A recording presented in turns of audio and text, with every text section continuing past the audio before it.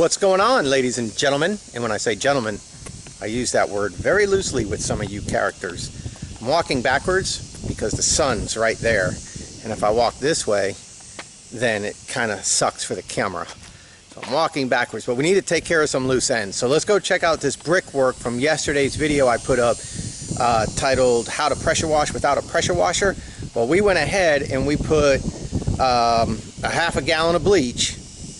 Yeah, a half a gallon of 10% sodium hypochlorite, strong bleach, with about 3 gallons of water in a backpack sprayer, and we sprayed the vinyl, and I showed you guys how to do that with soap and let it sit, dwell a little bit, rinse it off. But we went ahead and we sprayed the brick because you guys asked me, will my recipe work on brick?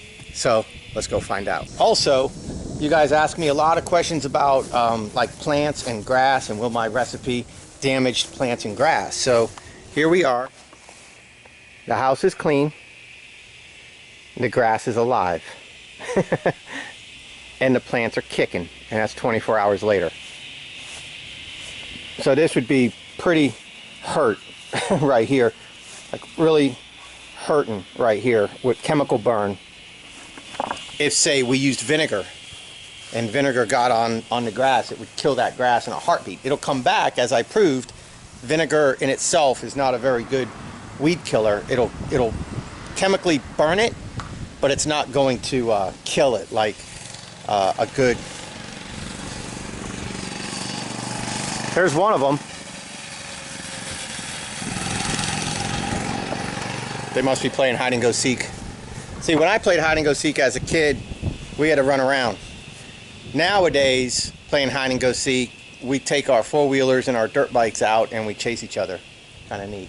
But yeah, the vinegar didn't really work that great when it came to killing. It topped it and burned it, chemical burn, but it came back in like 48 hours. So, but people say add salt and all that stuff, but I don't want to add salt because I don't want to change the levels of the soil and then change things, so I don't want to. But the brick, so here's the brick. Let me see, where was the camera at? Probably right around here yesterday. So we'll put up a before, and this is an after. So we did spray this. This came out really nice. We did spray the brick. We didn't rinse it now. All we did is spray it. I just wanted to see if it would do anything. I always use pressure when it comes to bricks because it's very porous and it's like really in there. I'm going to say no, which is what I always say. I always tell you guys no. It doesn't work. She sent me a text the other day. This is Save a Lawn, Save a Life. She sent me a text and she was like, thank you so much. My yard is soft and fluffy and green. I love it. So, look at that. It's awesome. This was nothing but a great big giant weed.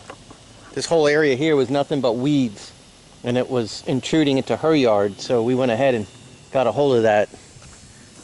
I do have a couple yards I have to cut today. Now, to take care of some housekeeping, we need to talk about whenever you're using bleach in sprayers and stuff like that. Somebody made a good point when they asked me, and I should have mentioned it yesterday. Make sure you rinse out your backpack sprayer. Don't leave bleach in there because it will corrode everything metal. So any rings that you got in it, in the pump, anything metal, aluminum, whatever, is going to corrode bad. And also the spring in the wand is going to corrode, and if your sprayer has a metal tip, that's going to corrode. So when you're done bleaching a house or whatever, and you're using that spray method like I showed with the backpack sprayer or like a 1 gallon pump sprayer, make sure you take it apart, empty it out, rinse it thoroughly with good clean water. All right, and then you'll be much better off. And then go ahead and put it back together. All right, so that's something we should have talked about yesterday, and I forgot to. Single Mom Rescue. Episode 5, I don't see that happening anytime soon, if at all. She's got a lawn service, she's far away. I'm really not interested in going out there and doing more work beyond the safety aspect of what we did. We cleared her property, we made it safe for her and her kids to be able to come home and leave without, you know, people being in the bushes right along her windows and stuff. cleared away her septic tank and the air conditioner, cleared away all the stuff from the wood of her house because it was cedar, and you know, they needed to get in there and do some work. We did everything that needed to be done in order for her to live safe and clean and have a nice place, and she has a lawn crew there now that can tighten up the further stuff, you know, the stuff that's out further. That's not something that I really need to mess with. I would have, had I not got busy with other projects, then I wouldn't have had a problem going back there and working some more and getting that done. But I think our time was up. I think we put in enough effort there, and her lawn service and her can work out the rest of the deal in her own time. And the last she said was they were doing a good job keeping everything cleaned up and cleared out. So I don't know, maybe we'll go by there one day and check it out, see how things look, but I'm not really sure. But I wanted to let you guys know there won't be an episode 5 of Single Mom Rescue anytime soon. Oh man, so we're gonna go ahead and sharpen the blades. It's been since I did the maintenance video on this machine when I first bought it. I had it like 5 hours. I sharpened the blades just to show you guys how to sharpen the blades, how to take it apart and sharpen the blades. So that was quite a while ago. We've done probably a good 25-30 yards with this mower.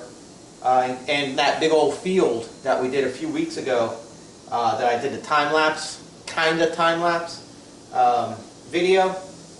So it has been a minute since we did this, we did the blades. So let me go ahead and get these blades off. Remember, you got the 2 bolts here, and you got the twin blade system.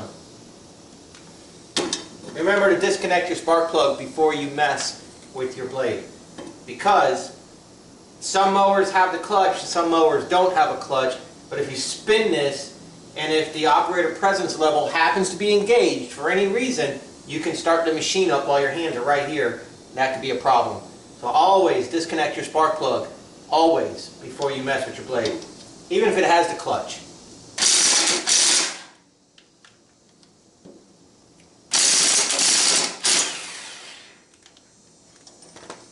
Pay attention to the setup, how this thing goes together, alright?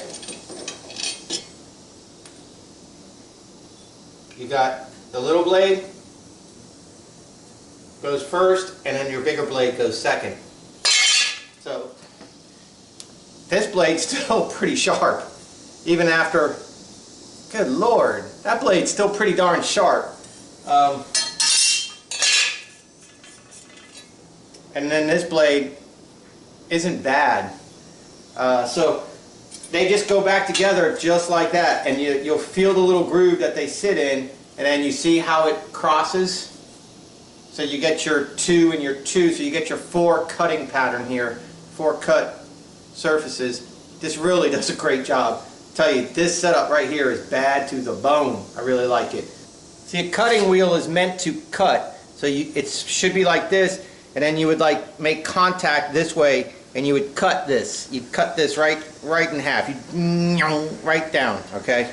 Not necessarily meant to be used like I use it, like a grinding wheel. See how thick a grinding wheel is? And grinding wheels are meant to grind. I used a cutting wheel like a grinding wheel. It's not the smartest thing to do, and some people really get ignorant in the comment section, and that's fine.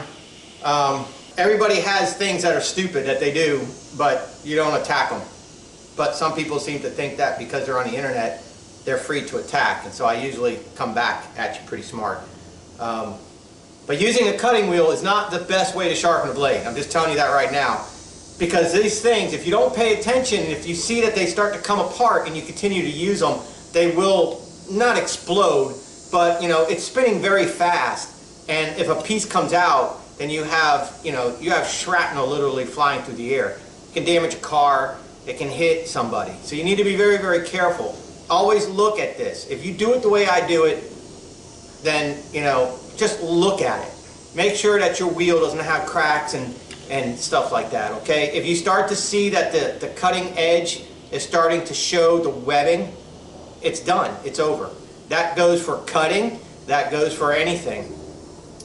You'll see people who use a cutting wheel, they'll use a chop saw, and they'll cut a pipe, and then they'll take the end of the pipe and then they hold it on the edge of their cutting wheel.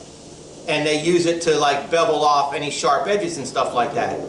And you know, that's pretty much the same thing that I'm doing, but I'm doing it for a longer period of time. They need to inspect their cut wheels and their chop saw blades and all that stuff before every use, as I do. I always look at it. You'll feel vibrations. You'll see it as it's spinning around. If it's got an issue, you throw it away. Done deal. If you don't know how to work with metal, if you don't know how to work with a cut saw or a cut blade or a chop saw or a cut-off wheel or whatever you want to call this, don't. Okay? I guess there's a certain level of responsibility that I have to you guys to make sure that things are being viewed that are safe. There are things that you're going to see me do in my videos that might not be safe. Suck it up, buttercup. That's life. And if you don't have the common sense to recognize your limits and know what you should and shouldn't do, then you probably shouldn't be in an industry where you can get hurt. So you need to use your own common sense. You need to have your own self-awareness. You have to have your own critical thinking. You need to be able to recognize when something is not right and stop and know your limits. If you're just not sure, stop. Whether you're watching my videos or any other video or anything from the internet, be smart, know your limits. If you have no idea what the hell a cut wheel is, you probably should not be sharpening your own blades. For $5, the local shop will do it for you. Okay? If you're familiar with a cut wheel, then you should know that there's limitations. All right? If you're a kid and you're watching my videos and you're picking up bad habits, let me tell you something. I highly suggest you introduce yourself to your parents, because YouTube should not be raising you. Okay? I should not be raising you. Your parents, your guardian, your grandparents, your uncles, your aunts, your mom, your dad, your older brother, and your immediate neighbors should be the ones raising you, keeping an eye on you and teaching you right from wrong. The things that you see me do aren't necessarily the right way to do things. It's my way to do things. It's how I do it. Okay? So you have to have a certain level of self, what's the word I'm looking for? You know, take self, not discipline, but, oh crap, what's the word I'm looking for? Guys, help me out here. You know, where you take responsibility for yourself. You need to do that. And you need to know your limits. So if you're a kid and you're watching this, do not just go grabbing your parents' power tools and start doing shit, because you can get hurt. You can damage your parents' car. You can damage yourself, your brother, your sister, your friend, or the equipment you're working with. Make sure you're trained on that tool. Make sure somebody trained you on that tool. And then if you want to take some of my ideas and incorporate them into your daily life, great. I hope you can make a lot of money and you do it successfully. But I'm not here. And for the people that attack me saying that you're going to, you know, if my kid watched my video and then went out and hurt himself, then I would say, where the F were you, asshole? I'm not the kid's father. You are. So don't have YouTube raising your kids. If you don't like what I'm saying, hit the X button. It's up here. Hit it now and leave. Okay? Just wanted to get that out there. Like I said, this video is just tying up some loose ends. So I'm going to go ahead and sharpen the blades. The way I like to sharpen blades, I highly suggest you do it the safest way you think you should. And I also suggest you watch other people's YouTube videos and see what they do. Some people use a bench grinder, some people use a vise, some people use a grinding wheel, some people use a file, some people take them to the local shop. Me, I do it by hand with a saw blade or a cut-off blade.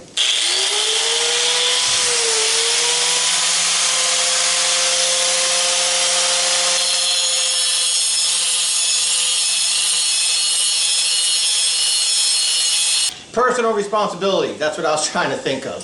Duh.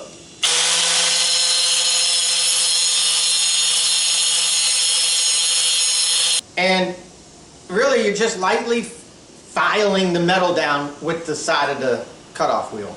Nice and sharp, nice edge. Too simple.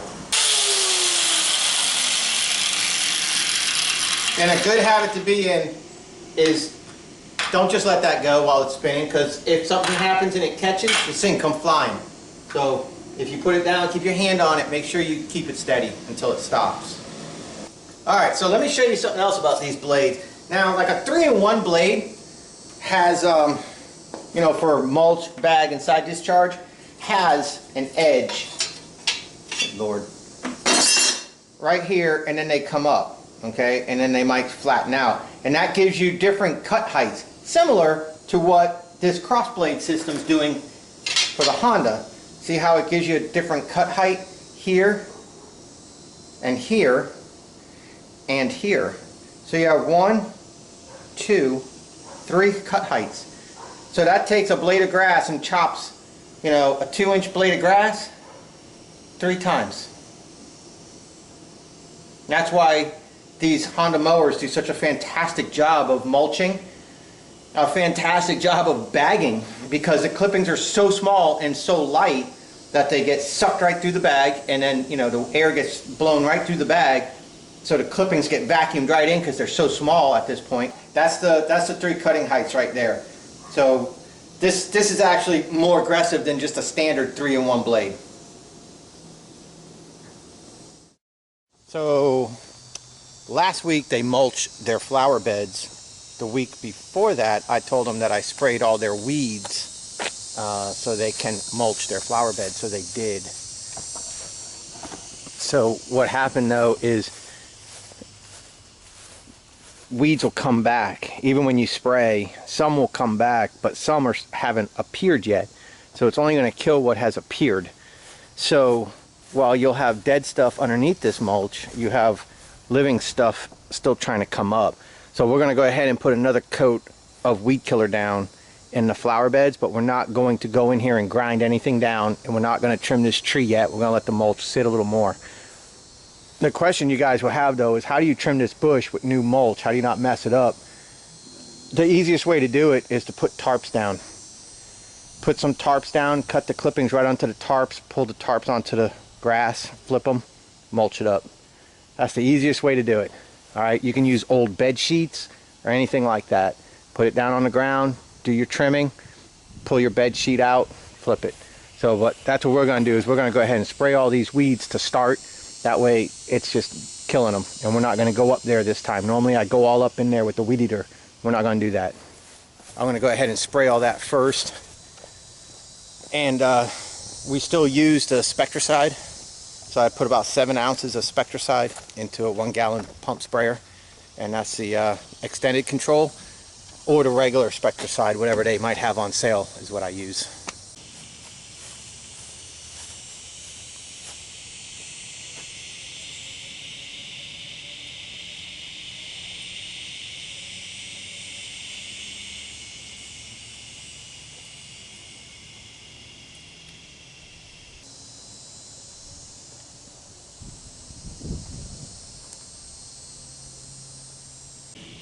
You don't need to put a lot of spray down. Just get the leaf wet.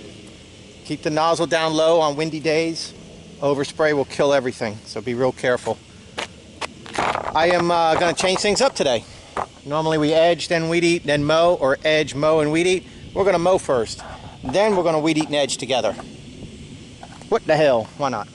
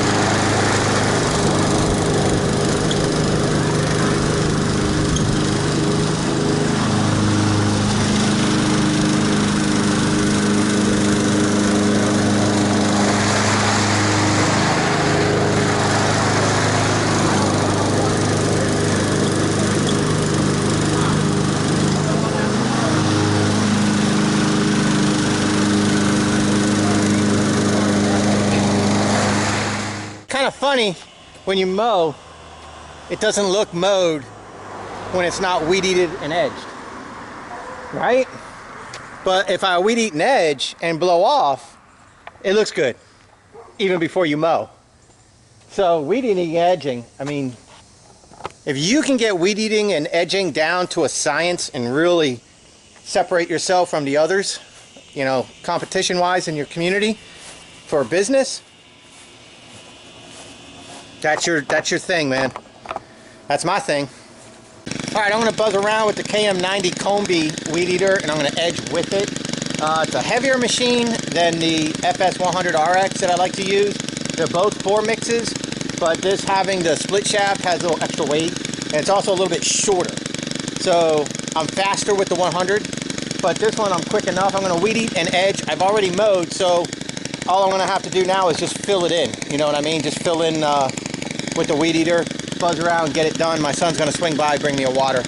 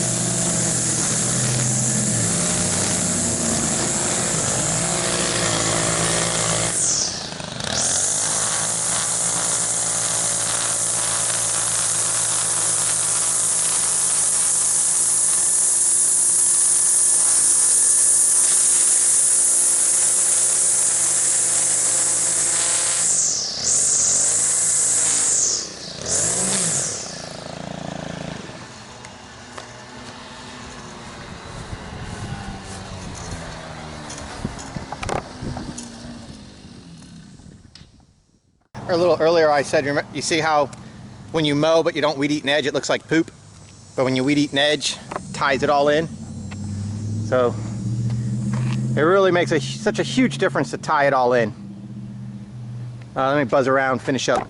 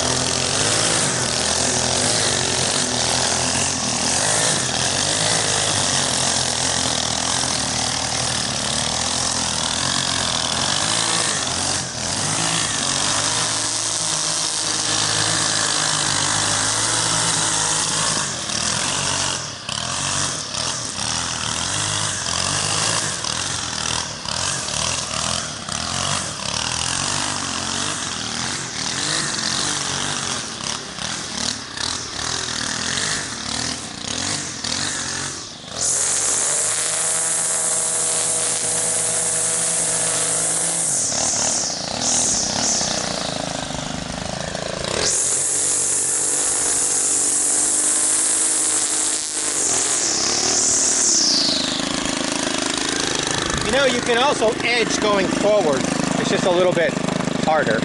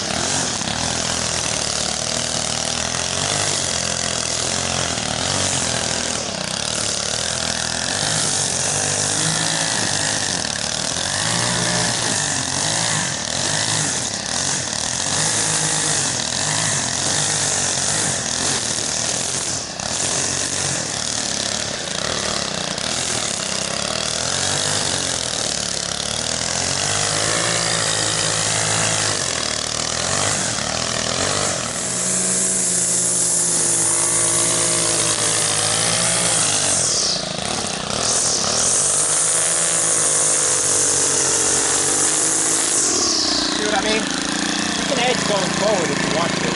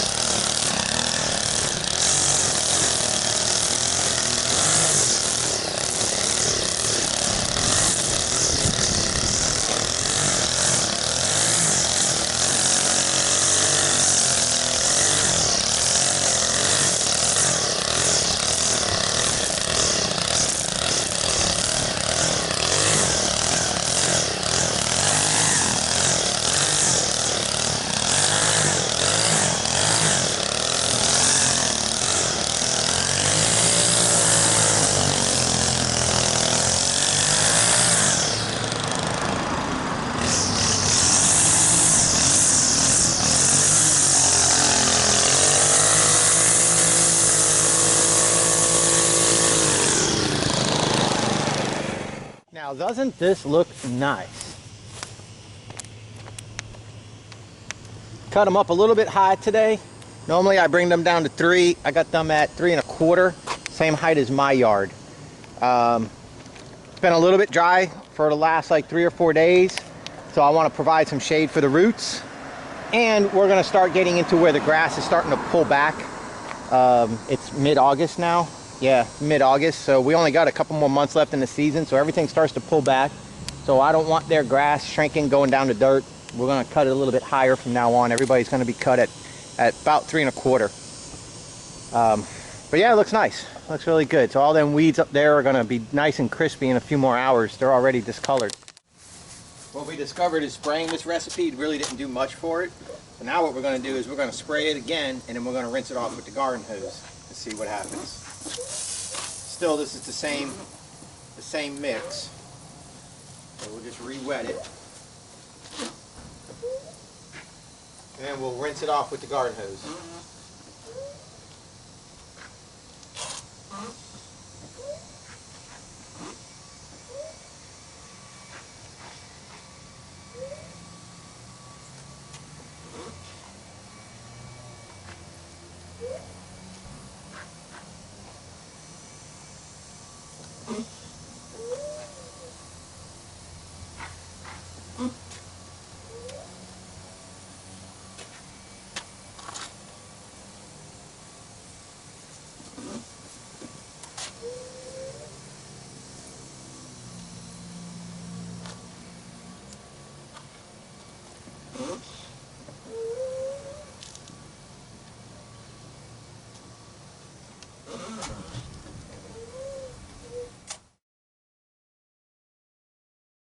Let's see what we got.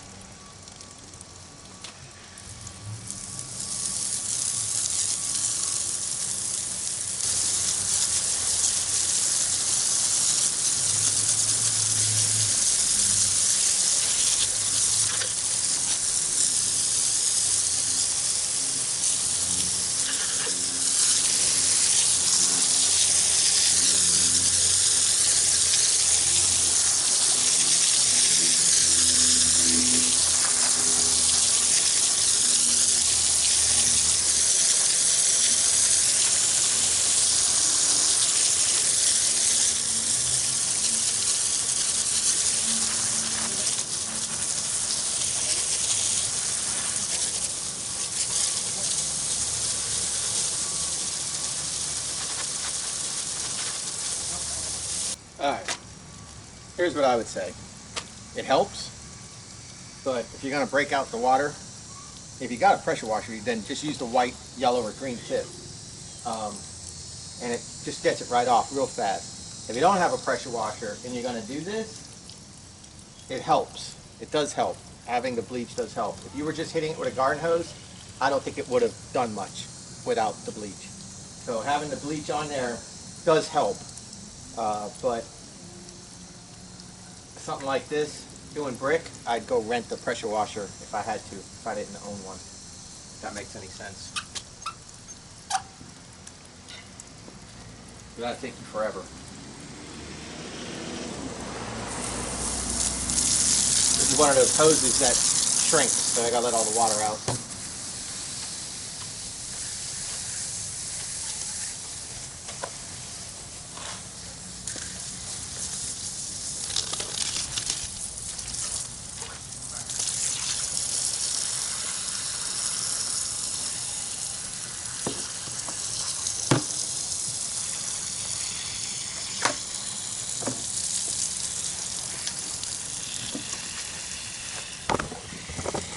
And one more thing, that's how she had it rolled up, and so that's how I'm putting it back.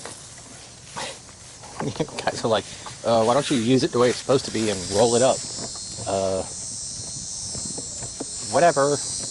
Alright guys, I am done with my side hustle for the day. I ended up doing 2 yards today. And so, just to recap real quick on the bricks, I used the white, green, or yellow tip on my pressure washer when I do brick. You can use the bleach, you can mix it hotter if you want, you know, a stronger recipe, but you know, then if there's any plant life there, you risk damaging the plant life. So it's not hard to just hit the brick with the pressure. I just don't like to use pressure on vinyl or anything else like that, because then you're really forcing a lot of water into the vinyl. You know, like trying to loosen the vinyl up and stuff. You got to be really careful where the vinyl seams to each other and kind of overlaps. You rip that shit right off. I mean, windstorms rip the vinyl off the houses sometimes, so that's why I like the soft wash. It's safer, it's quick, it's fast, it's easy. You don't need a ladder or anything like that. So, but yeah, my side hustle day is done. It's 3 o'clock. My boys have been riding all damn day with me. And at the same time, This one through the chain, I put it on, but I got to grease and tighten up the chain.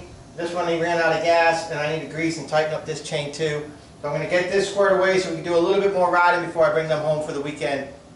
They got school tomorrow, I got work tomorrow. Then I'm going to have them back next week. So we're going to get this video up probably by Tuesday morning. You guys should probably be watching this video. I don't know how much editing I'm going to get done tonight. Maybe all of it. I don't know. Maybe it'll be up in the morning, Monday morning. Maybe you're watching this Tuesday morning. So for the rest of the week, I got a couple more yards I need to get squared away throughout this week to try to set me up for next weekend, which is going to be an all-boys weekend, and we're going to the water parks and stuff like that. So I don't know what I'm going to be filming next week. Wednesday, hang out with me for another mukbang. We'll answer some more questions during our lunch, and we'll figure out a good story to tell. Not necessarily a dating story, but I mean, I'm 47 years of age. I got all types of stories I can share with you guys if you like them. So that's the deal there. All right, and then one more thing.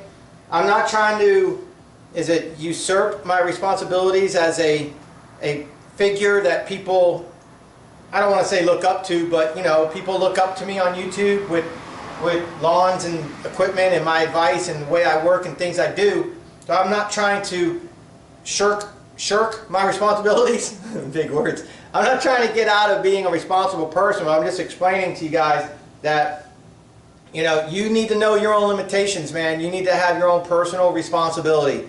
And kids, y'all need to ask your parents before you go grabbing power tools, because just because you see me do it doesn't mean I'm doing it right, and you can hurt yourself. And parents, if your kids hurt yourself while using power tools and they tell you, well, that's the way I saw Dan do it, then I'm just going to look at you and say, where the hell were you? Why am I raising your kids on YouTube? You should be paying attention to your kids and teaching them about rights and wrongs with power tools before they ever touch them. And they can ask you, well, I saw so-and-so doing it this way, and you could tell them, well, that guy's an idiot. Take his advice about sharpening blades, but don't necessarily do it the way he does it. He's right. Sharpen the blades when the blades of grass are white and fraying. But use this to sharpen my blade, son. Don't do it the way he does it. That's your job. That's your responsibility. That's not my job or my responsibility. And you know, that's, if something happens to my son while my kids are in my ex-wife's care, I'm not going to ask her what YouTube video did they just watch. I'm going to say, where the hell were you? And how did the kids get hurt? And I expect the same in return. So that's the deal there. So I just wanted to kind of clear the air and get some questions answered, or discuss some topics of comments I get. Let me put it to you that way. All right. I'll see you guys later. I'll see you on the next one. I really like you guys. You're kind of cool. And I'll see you. Tell me about the whistles. The whistles.